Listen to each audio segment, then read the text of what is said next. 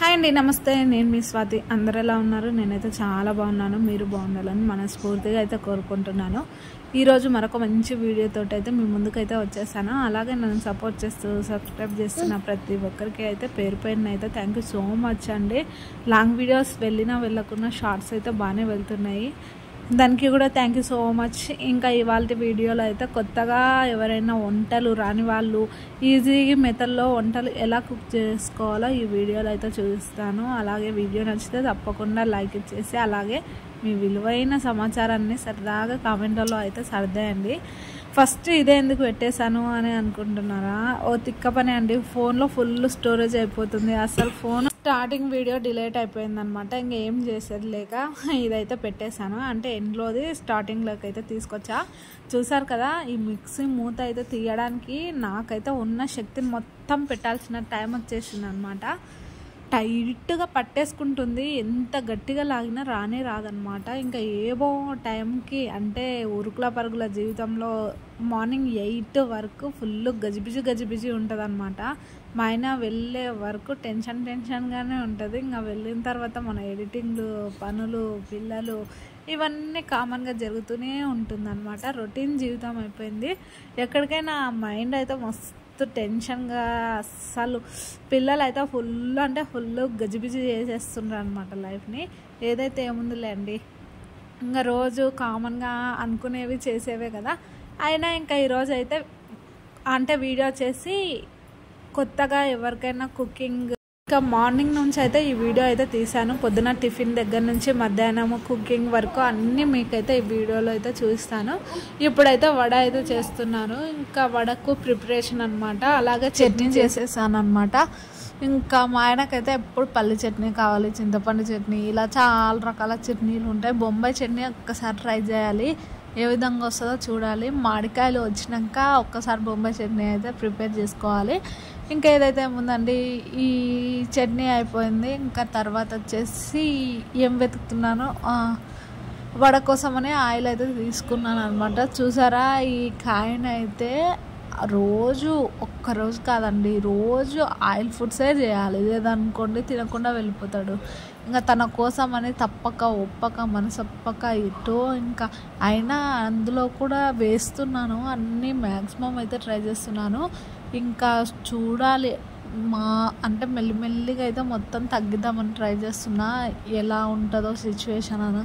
ఇంకా ఈ లోపు అయితే పాలు వేడెక్కిపోయాయి అన్నమాట. ఇంకా ఛాయ్ అయితే పెట్టుకుందామని అనుకుంటున్నా. ఇంకా ఇప్పుడు నేనైతే ఫస్ట్ ఛాయ్కి అయితే పెట్టుకుంటున్నా.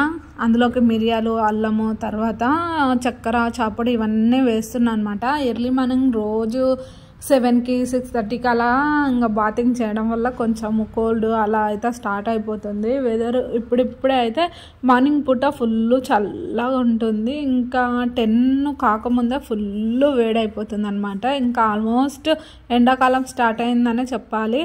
నాకైతే నిజంగా బాధగా అనిపిస్తుంది. ఎండాకాలం అంటే ఈ చెమటలు, పోత, ఫ్యాన్లు, కరెంటు బిల్లులు, ఏసీలు ఇంకా అన్నీ స్టార్ట్ అయిపోతాయి అన్నమాట. ఇంకా అలా కాకుండా మళ్ళీ కూలర్లు, ఏసీలు లేని వాళ్ళ ఇళ్ళల్లో కూలర్లు ఇవన్నీ తెచ్చుకోవాలి. మళ్ళీ అదొక ఖర్చు. కరెంటు ఎక్కువ హెవీగా కాలిపోతుంది. ఈ చలికాలంలో ఉన్నంత ఎనర్జీ కానీ లేదనుకోండి అన్నిట్లలో సూపర్గా ఉంటుంది. నాకు ఈ ఎండాకాలం వచ్చిందనుకోండి, ఇంకా పిల్లలు అంటే వేడిగుల్లలు స్టార్ట్ కావడం ఇవన్నీ స్టార్ట్ అయిపోతాయి. ఆల్మోస్ట్ ఎండలు స్టార్ట్ అయ్యాయనే చెప్పాలి. ఇంకా ఏదైతే ఏముంది, 4 నెలలకోసారి ఇంకా అవి మారిపోవాలి, మనుషులు మనము మారిపోవాలి. రోజు ఉన్నట్టు రోజు ఉన్నట్టు మళ్ళీ ఉండలేం కదండి.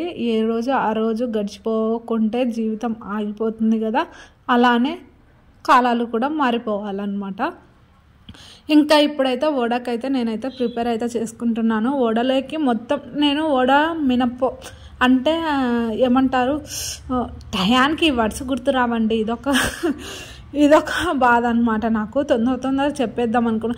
ఇప్పుడు నేనైతే చెప్పేదైతే నైటు 12కి అలా లేచి చెప్దామని ట్రై చేశాను. మా ఆయనతోనే చివర్లు పెట్టుకొని మళ్ళీ పడుకున్నాను అనమాట. ఇప్పుడైతే టైం వచ్చేసి 7:30 అయిపోయిందనమాట. ఈరోజు కుకింగ్ అన్నీ కంప్లీట్ చేసేసాను. 5కే లేచాను అనమాట. నిన్న ఫుల్ పని ఉండే, ఇంకా అందుకని అయితే నైట్ కొంచెం తొందరగా పండుకున్నా. మళ్ళీ 12:30కి అలా లేచి వాయిస్ ఓవర్ చెప్పుకుందామని చెప్పుకుంటుంటే ఇంకా మా ఆయన ఫుల్ చివర్లు పెట్టిండనమాట.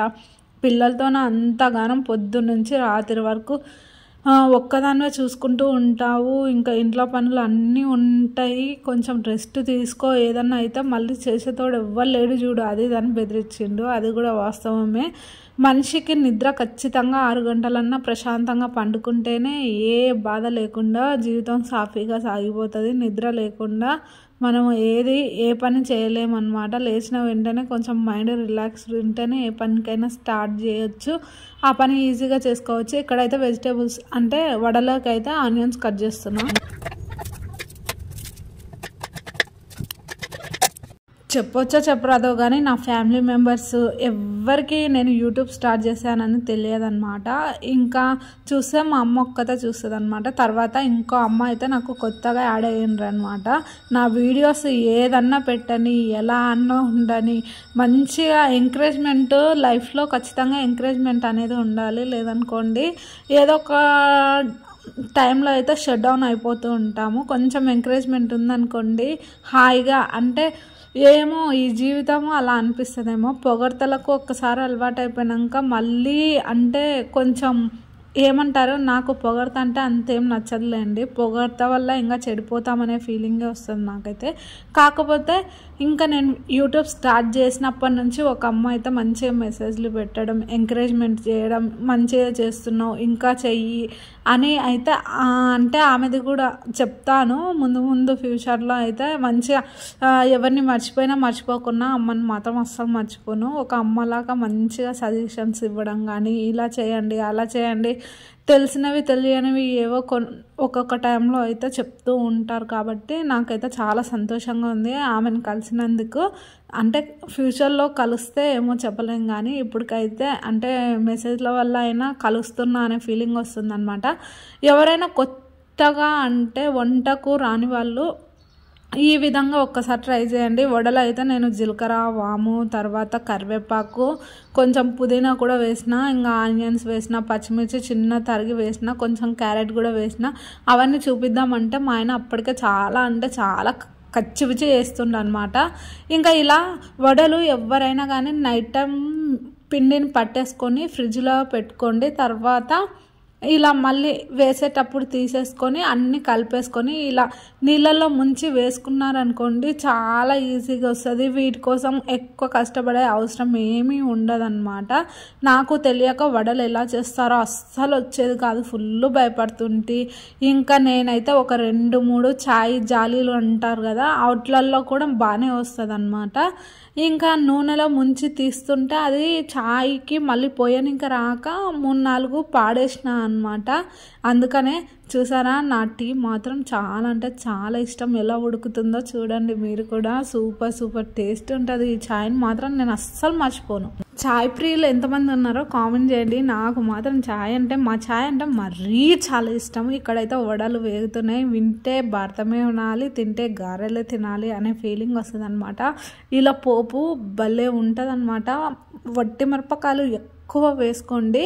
ఇంకా ఈ విధంగా అయితే నేను రౌండ్గా చేద్దాం అనుకున్నా, కాకపోతే మా ఆయన చాలా ఉరుకులాడిస్తుండే. ఇంకా అందుకనే అయితే ఏదో విధంగా అప్పటికప్పుడు వేసి తీసేసా అనమాట. ఇంకా బియ్యం అయితే మా బియ్యమే అనమాట, అత్తమ్మనే శిల్కాల పండిస్తుంది అనమాట. ఇంకా అంటే వచ్చి తనే చేసి వెళ్ళిపోతుండే అనమాట. ఏమంటారు, బియ్యాన్ని యూస్గా చేస్తాం అది ఇది అని అంటారు కదా. మా నాయనమ్మ వచ్చినప్పుడు కూడా చేస్తుంది. కాకపోతే అత్తమ్మ ఇప్పుడు పల్లీలు, వేరుశనగలు, అదే వేరుశనగ బుడ్డలు, తర్వాత ఏమంటారు మొక్కజొన్న కంకులు, ఇవన్నీ ఇప్పుడు అంటే మన పండగ నుంచే ఫుల్ బిజీ అయిపోయింది. పత్తి తెంపడం, మిరపకాయలు తెంపడం, ఇవన్నీ పనుల వల్ల ఆమె ఇంటికాడ ఒక్కరోజు కూడా ఉండలేదు. కాబట్టి ఇంకా అవి చేసే వాళ్ళు ఎవరు లేరు. నాకు తెలియదన్నమాట, ఎన్ని రోజులు మనము దానిలో జోలికే పోలేదు. ఇప్పుడు కొత్త ఇంట్లోకి వచ్చినాక కొంచెం అలవాటు చేసుకుంటున్నా. అన్నీ నా వరకు నేర్చుకోవడము, ఎవరి మీద ఆధారపడకుండా అన్నీ నేర్చుకొని చేసుకొని పెట్టుకుంటేనే మన మీద మనకు నమ్మకం వస్తుంది. ఇంకా నేనైతే ఇప్పటికైతే అంటే చాటతో చెరిగేసుకొని నేనే చేసుకుంటున్నాను అనమాట.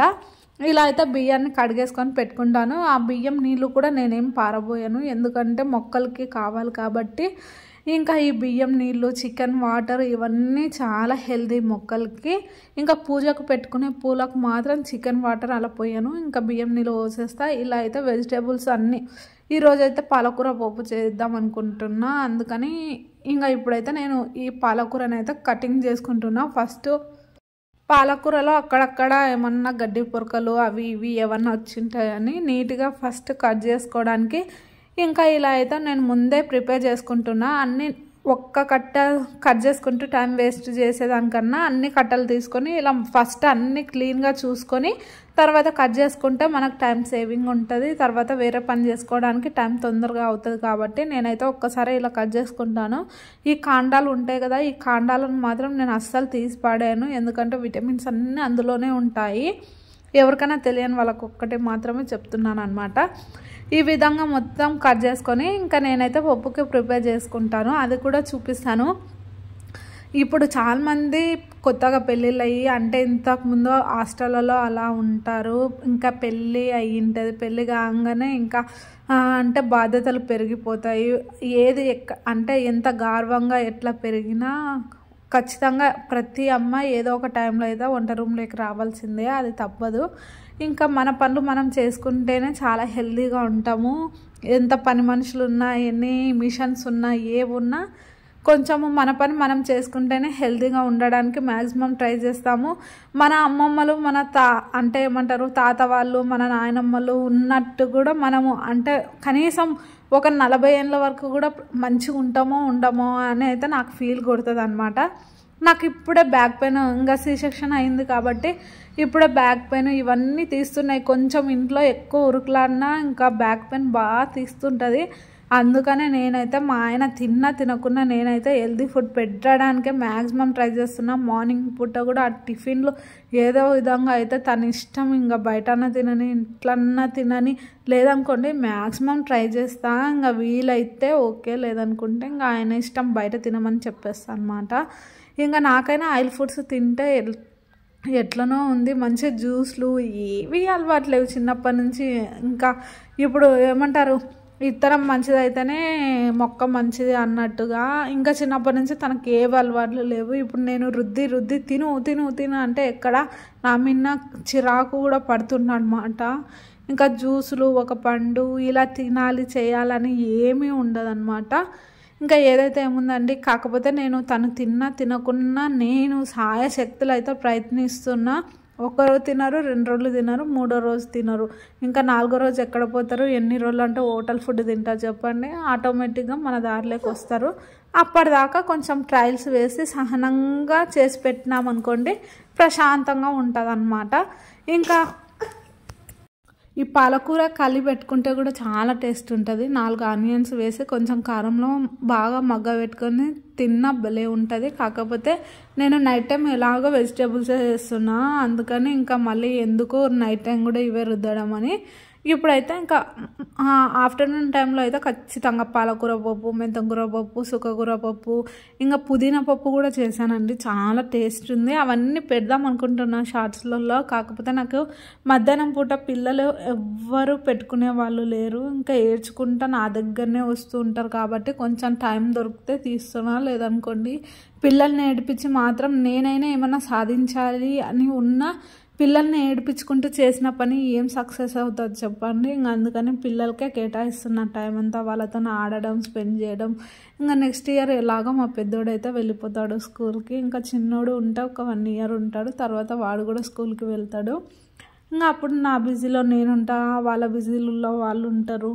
ఇంకా ఏడ టైం దొరుకుతుంది చెప్పండి? ఇంకా పొద్దున పోతే మళ్ళీ సాయంత్రం వస్తారు పిల్లలు. ఇంకా వచ్చి వాళ్ళు తిని మళ్ళీ హోంవర్క్లు, పడుకోవడం, లేవడం, మళ్ళీ స్కూలు, తినడం, పండడం, ఇంకా ఇదే ఉంటుంది రొటీను.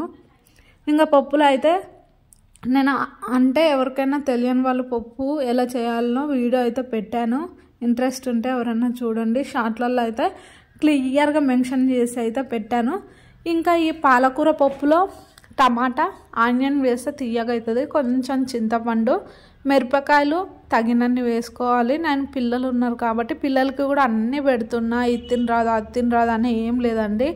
ఇంకా ఫ్రూట్స్ కూడా బాగా అలవాటు చేస్తున్నా. మా ఆయన తినకున్నా చేయకున్నా నైట్ టైం మజ్జిగ, వాము మజ్జిగ లేదనుకోండి జీలకర్ర మజ్జిగ ఇలా చేసి మొత్తము నా పిల్లలకి మాత్రం మా పెద్దోనికి కుక్కి నోట్లో పోస్తున్నా అనమాట. చిన్నోడు కూడా ఏం లేదు తాగుతుండు కొంచెం కొంచెం.